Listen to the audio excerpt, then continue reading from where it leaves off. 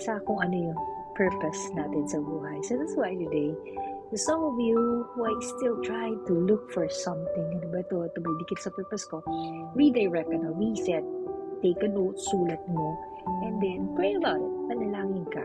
Sometimes God is the one who will also give us clear heart, clear mind, and clear eyes to see kung ano yung directions mo.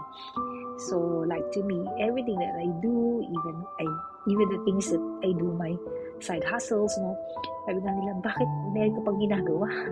Aside from sa ginagawa mo na, yes, I know this is what I'm doing is one of my purpose, It fulfills my purpose, but these things also fulfill mine. Kaya everything that I do, itong side hustles ko, nagpo-fulfill din ito ng purpose ko. Why? Because it brings healing.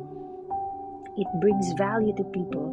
It blesses people. So, all those things, dikit siya. Kaya sabi ko, I like to do this business. So, that's why when I do this, and like I said, this business is a digital business. So, this digital world, yung kanyang tinatap o market. So, it doesn't affect much of my time.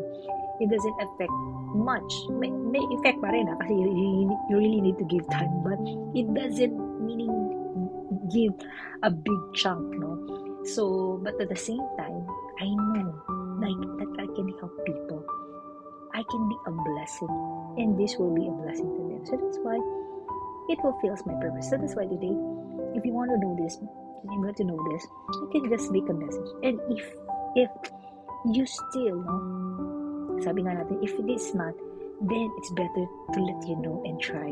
So life again is an adventure of trying something new, and then those new things na nakikita mo again will direct you to, sabi mo, yung hinahanap mong purpose, or even you don't know, it empowers your purpose then.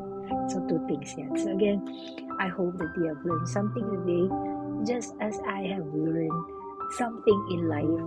Nasabi ko nga sa aking nilalakbay in my journey, I realized that I need to do the things that really fulfill the purpose in my life. So I hope you do the same. Fulfill your purpose. Try new things. Don't be afraid.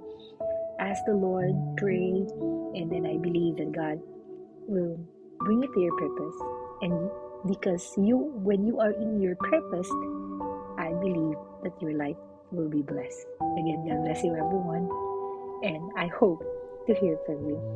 Bye!